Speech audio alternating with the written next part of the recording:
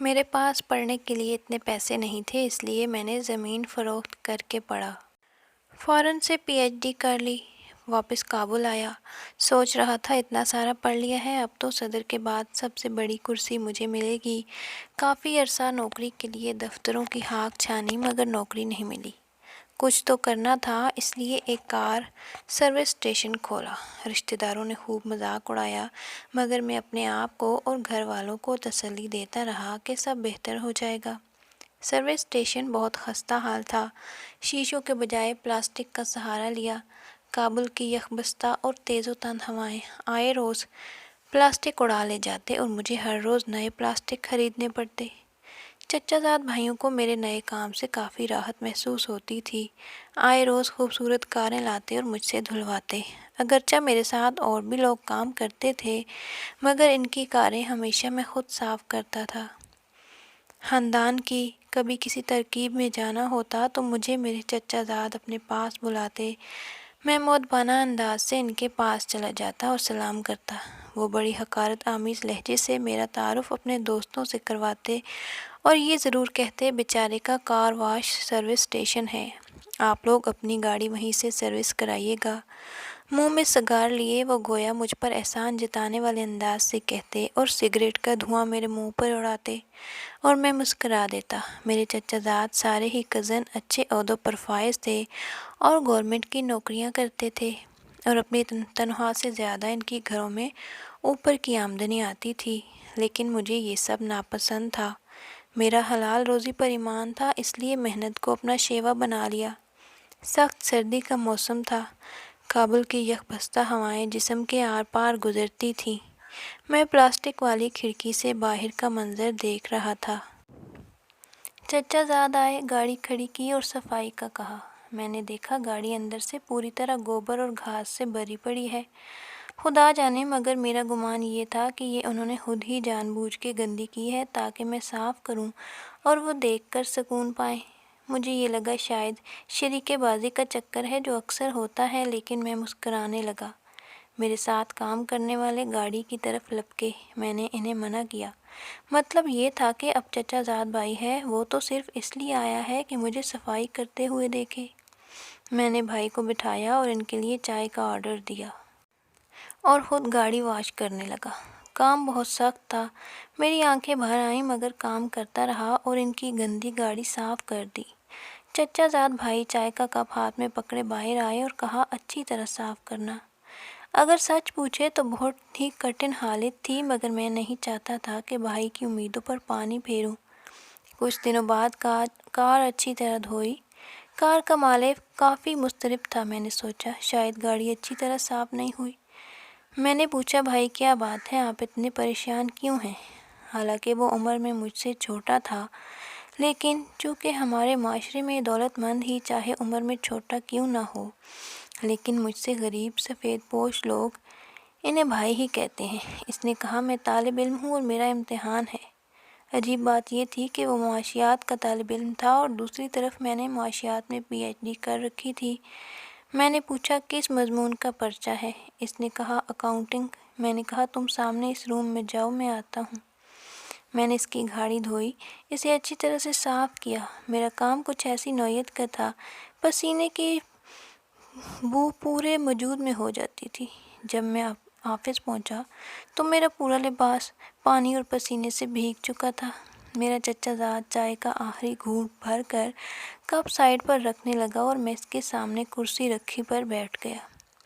اس نے اپنی کتاب میرے سامنے رکھ دی۔ میں نے بس ایک نظر اس کی کتاب کی جانب دیکھا اور پھر میں نے اسے 6 ماہ کا سبق 15 منٹ میں سمجھا دیا۔ وہ کچھ پل تو حیرت سے منہ کھولے مجھے دیکھنے لگا۔ اس چہرے پر میں اپنے لیے ستائش دیکھ چکا تھا۔ وہ کبھی مجھے اپنی کتاب کو تو کبھی میرے خستہ حال سروس اسٹیشن کو دیکھنے لگا۔ پھر حیرت سے کہا، یہ گاڑی آپ نے دھوئی ہے؟ میں نے کہا، ہاں جی، زندگی ہے، کام تو کرنا ہے نا۔ میں نے انہیں اپنی پڑھائی کے بارے میں بتایا تو وہ حیران تھا۔ اگلے روز وہ بہت خوش باش میرے پاس آیا، ہاتھ میں مٹھائی کا ڈبہ تھا۔ مجھ سے کہنے لگا، اس کا پرچہ اچھا ہوا ہے۔ اس نے مجھے مٹھائی کا ڈبہ تھماتے ہوئے کہا کہ یہ سب آپ کی وجہ سے ہوا ہے۔ اس کی نظر میں میری عزت بڑھ چکی تھی۔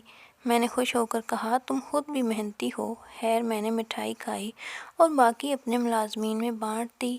بات آئی گئی ہو گئی۔ میں تو اس بات کو بھول بھال چکا تھا، لیکن چند دن بعد ہی میرا وہی چچا زاد میرے پاس آیا۔ اب وہ مجھ سے ضد کرنے لگا کہ آپ کو میرے ساتھ چلنا ہوگا، ہماری یونیورسٹی کے سی وی میرے دوست ہیں، ہماری یونیورسٹی کے وی سی میرے دوست ہیں، میں ان سے بات کرتا ہوں، وہ آپ کو ضرور نوکری دے گا، آپ بہت پڑھے لکھے اور ذہین ہیں، آپ کو تو استاد ہونا چاہیے تھا۔ پہلے تو میں نے صاف انکار کر دیا، لیکن پھر اس کے بے حد اصرار پر میں نے حامی بھر لی اور اس کے ساتھ چلنے لگا۔ انہوں نے میرے میلے کچیلے کپڑے دیکھ کر استفسار کیا، کوئی اور کپڑے نہیں ہیں آپ کے پاس؟ میں نے کہا نہیں، مجھے پتا ہے نوکری کسی نے دینی نہیں، یہ تو بس آپ ضد کر رہے ہیں، اس لیے آپ کے ساتھ جانے لگا ہوں۔ کیونکہ میں ہر جگہ نوکری کے لیے ہاک چھان چکا تھا، اس لیے گیلے کپڑے زیبتن کیے ہوئے میں وی سی آفس کے ایک کونے میں کھڑا تھا۔ آفس میں قیمتی فرنیچر رکھا ہوا تھا، مگر میرا دل نہیں کر رہا تھا کہ اس پر بیٹھوں۔ وی سی نے مجھے مستری سمجھا۔ میں نے ایک کپڑا لیا، صوفے پر رکھا اور بیٹھ گیا۔ طالب علم نے میری کہانی انہیں سنائی۔ انہوں نے تمسخرانہ نظروں سے مجھے گھورا۔ جان چھڑانے کی خاطر انہوں نے کہا تم ڈیمو کے لیے تیاری کرو، ہم تمہیں کال کریں گے۔ میں نے کہا میں ابھی بھی ڈیمو کے لیے تیار ہوں۔ انہیں میرا یہ انداز اچھا نہیں لگا، مگر پھر بھی انہوں نے فون اٹھایا۔ سب ٹیچرز کو اس کلاس روم میں بلاؤ، ڈیمو ہے۔ انہوں نے مجھے ایک مارکر پکڑایا، میں نے 2 مارکر اور مانگے۔ کلاس پوری طرح بھری تھی، میں نے سلام کیا۔ میرے کپڑے دیکھ کر تمام طلبہ مسکرا رہے تھے۔ حکم ہوا کہ آپ ڈیمو شروع کریں۔ میں نے کہا کس موضوع پر لیکچر دوں؟ کہا آپ کی مرضی۔ میں نے معاشیات کے 10 موضوعات بورڈ پر لکھے۔ میری خوبصورت لکھائی بورڈ پر کافی بھلی دکھائی دے رہی تھی۔ میں نے کہا اس میں کون سے موضوع پر بات کروں؟